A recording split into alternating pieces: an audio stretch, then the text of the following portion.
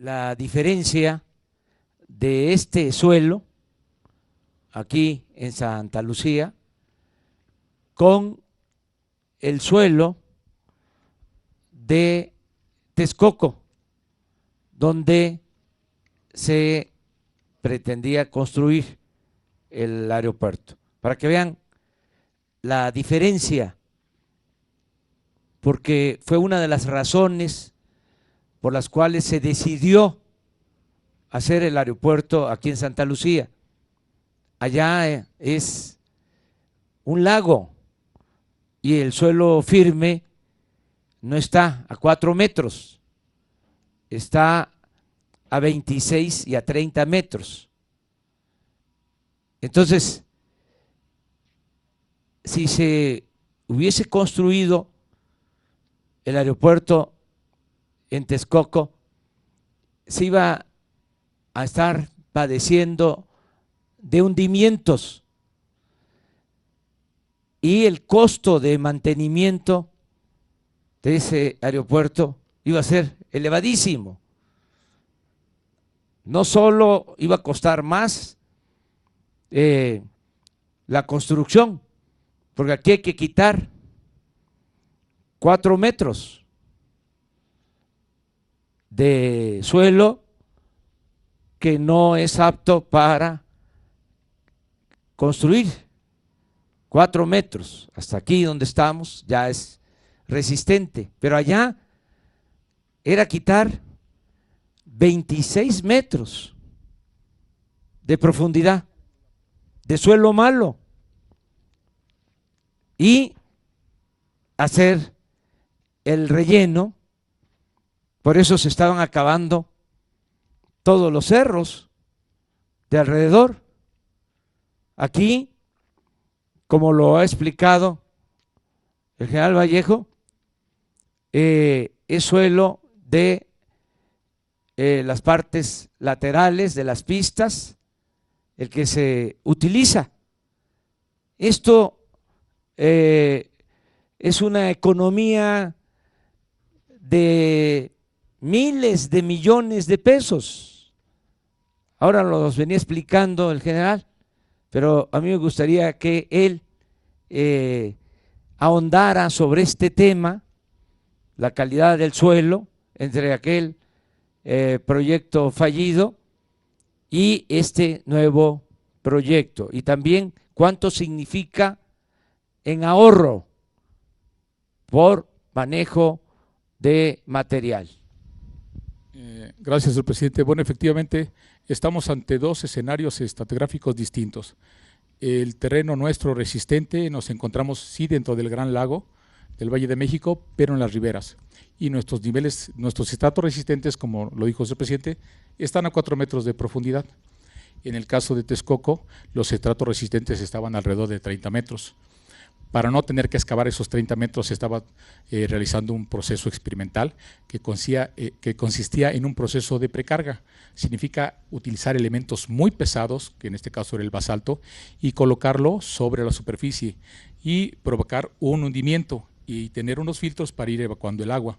Lo que se logró es que había hundimientos de alrededor de 2 metros en adelante, y tenían que esperar a que esos asentamientos, esos hundimientos dejaran de ser muy representativos, para que una vez hundido todo ese material, retiraran toda la capa de material pesado, la pusieran a un lado y trajeran material limpio de banco para hacer las pistas.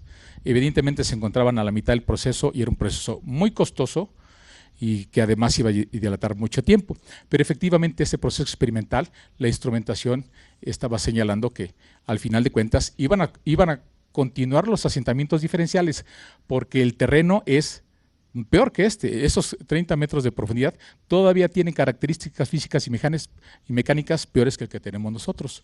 Entonces, ¿qué iba a pasar? Efectivamente iban a continuar los hundimientos.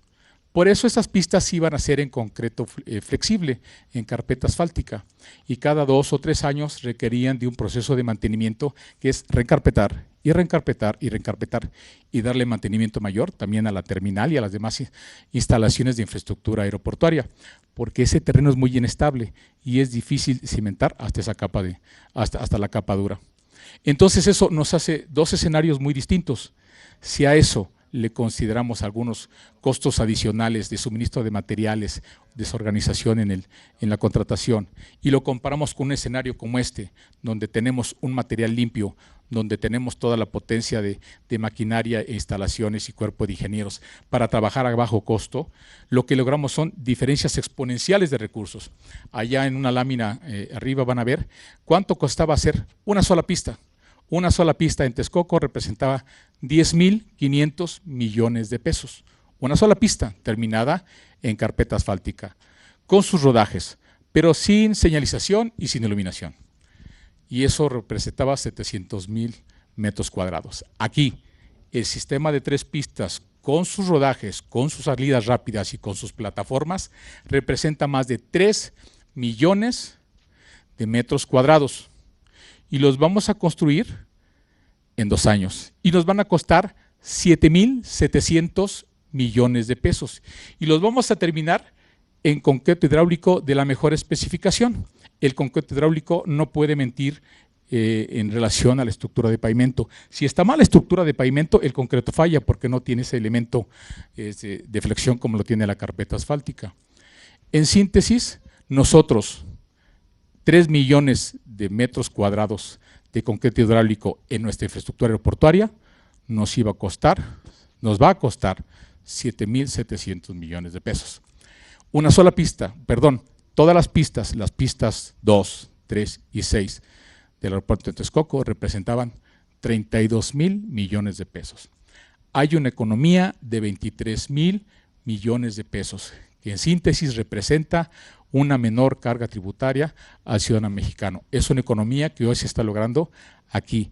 En estos momentos nosotros estimamos ya ahorita economías de 2,000 millones de pesos, porque ese material limpio de banco que ven ustedes aquí está siendo tomado de bancos de préstamo laterales del nivel -4 al -8. Lo traemos y lo ponemos de este lado y por métodos mecánicos logramos su compactación al 98% de su peso volumétrico seco, que son las características de Terraplén. Esto ya está certificado por ADPI, por la Agencia Federal de Investigación de Aviación y por todos los elementos que participan con nosotros. De esta manera trabajamos continuamente suministrando el material del banco de préstamo lateral, donde no se pueden construir instalaciones por el uso aeroportuario, y el producto de excavación lo ponemos ahí. Esto genera economías de escala y los invitamos arriba para que vean a detalle lo que representa eso en tecnología y en recursos. ¿Podemos subir por aquí? Bueno, felicitar al general Vallejo, a todos los ingenieros militares que están a cargo de esta obra estratégica, importante para nuestro pueblo y nuestra nación. Es realmente admirable lo que se ha hecho en poco tiempo, la forma en que se está avanzando en la construcción de este nuevo aeropuerto, que como aquí se ha dicho, es el aeropuerto más grande que se esté construyendo en el continente americano. Y se va a cumplir en tiempo, forma y presupuesto. Vamos a ahorrar con este aeropuerto alrededor de 100,000 millones de pesos si se compara con el proyecto de construcción del aeropuerto en el lago de Texcoco. Repito, se va a ahorrar a la hacienda pública, al presupuesto, que es dinero del pueblo, alrededor de 100,000 millones de pesos. Pero además no se va a cerrar el aeropuerto actual de la Ciudad de México y este aeropuerto militar de Santa Lucía, como estaba contemplado en el proyecto de Texcoco, que por la forma en que habían trazado las pistas y por interferencia aérea, se tenían que cerrar 2 aeropuertos.